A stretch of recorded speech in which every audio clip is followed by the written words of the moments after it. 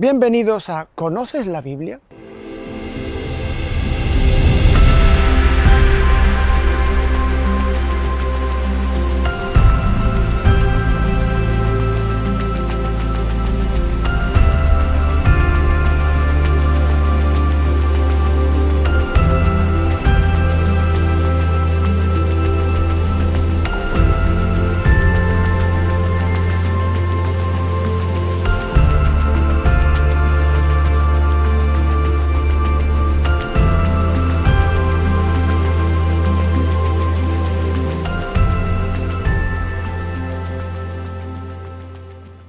Hola a todos, bienvenidos a una nueva edición de ¿Conoces la Biblia? Se preguntarán qué les traigo hoy, si la exégesis de un texto o una lectura transversal o un tema. Pues les despejo la incógnita enseguida, les traigo un tema.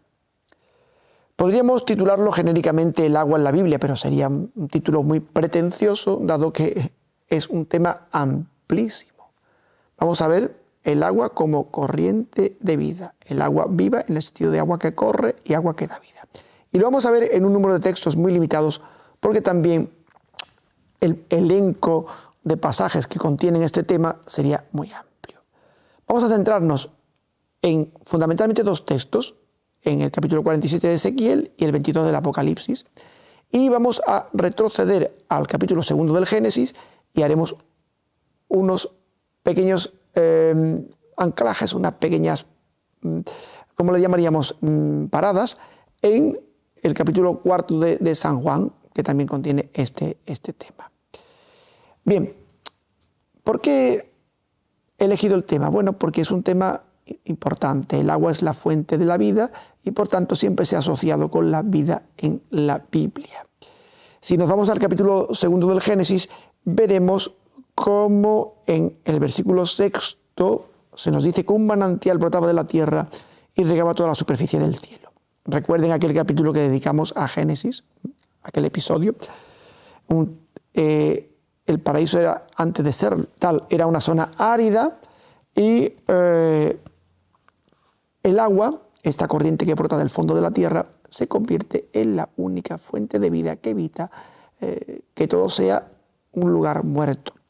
Y riega toda la superficie del suelo y se bifurca en cuatro brazos. Se va a bifurcar en 4 brazos. ¿Para qué?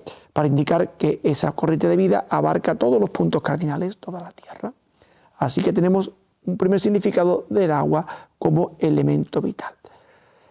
Pues este texto está perfectamente recogido, obviamente con palabras distintas, en el capítulo 47 de Ezequiel, que es el que yo me voy a centrar primero. Ezequiel es un libro profético, una amplia obra profética, que se compone en finales del exilio y el posexilio. Y bueno, pues está estructurado fundamentalmente en 4 grandes bloques. Los 3 primeros capítulos,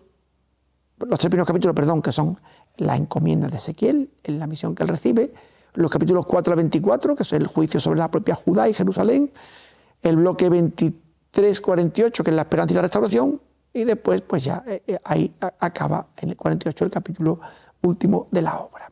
Nosotros vamos a estar en el 47, forma parte de un último gran bloque que comienza con los detalles de la construcción del templo y se llama la Torá de Ezequiel. Bien, pues aquí la fuente no brota de la tierra primigenia, no brota de aquel núcleo que va a ser el paraíso. De hecho, Ezequiel es un texto más antiguo que Génesis 2. Brota del santuario, del lugar santo. De hecho, el agua viva tiene su origen en Dios. Recuerden la cita de Jeremías: me abandonaron a mí, fuente de agua viva, y se cavaron aljibes agrietados, incapaces de contener el agua. Pues bien, la fuente de agua es Dios. ¿Y cuál es el lugar en el que Dios se manifiesta? El santuario. Igual que se manifiesta en Génesis 2, cuando comienza a crear. Bueno, pues allí también tenemos los 4 niveles en Ezequiel de agua. Lo que pasa que en lugar de tenerlos de forma cardinal, abarcando toda la tierra, lo tenemos a nivel de profundidad, de densidad de agua.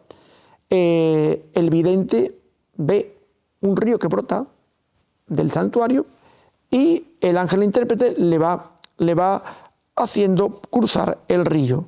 La primera vez que lo cruza, mide y se encuentra agua hasta los tobillos, sería un primer nivel. La segunda vez que lo cruza, agua hasta la cintura, perdón, hasta las rodillas. La tercera vez que lo cruza, agua hasta la cintura y al final no se puede vadear. Es decir, tenemos el 4 como un número que lo abarca todo, pero un torrente que viene desde lo ínfimo y llega hasta la plenitud, es inabarcable. ¿Y qué característica tiene ese torrente? Bueno, que va fluyendo y va fluyendo hacia la comarca levantina, y cada vez que va fluyendo hacia el levante, ¿no? O sea, hacia el oriente, el lugar también de salvación para los judíos. Y cada vez que va corriendo el torrente, va convirtiendo en un vergel todo. El paraíso, que tiene su origen en esa fuentecita, se va a convertir también en algo global. Es decir, la fuente primigenia que dio lugar al paraíso terrenal se pone aquí en escena en una corriente de agua que es capaz de hacer germinar y de convertir en un lugar paradisíaco todo aquello que entra en contacto con ella. Dios, como fuente de vida, es capaz de edificarlo todo. Todo, como decía el anuncio de los seguros. ¿Por qué? Porque llega hasta el mar muerto, que es el lugar más inhóspito de la tierra, no tiene vida por la elevada salinidad, solo algunas bacterias así estas extrañas pueden vivir, pero lo va a sanear. O sea, Dios como fuente de vida puede convertir cualquier cosa, hasta lo más mortecino y apagado, en vida. Es lo que nos está enseñando el profeta Ezequiel. ¿Y cómo fructifica esta vida? Pues con árboles que crecen en las márgenes, que pueden dar sombra, que pueden dar verdor, y además tienen frutos que dan fruto cada luna. Son árboles que dan los frutos como si fueran los limoneros, ¿no? Y son frutos comestibles, todos, no como el jardín del Edén, en el que había un árbol de que no se podía comer. Estamos en la plenitud de lo divino y ya todos los árboles son comestibles. Y sobre todo sus hojas son medicinales porque pueden curar enfermedad y debilidad del hombre, pueden convertir al hombre en alguien saneado. ¿Por qué? Dice, porque son aguas que brotan del santuario, aguas que manan del santuario. Por tanto, tenemos un proceso en el que Dios, fuente de vida, va regando y acabando con todo lo mortecino hasta darle un fuerte verdor. Solo queda una cosa por sanear, las salinas, los esteros, se quedan como salinas. ¿Por qué? Porque la sal es importante, dado que servía para conservar.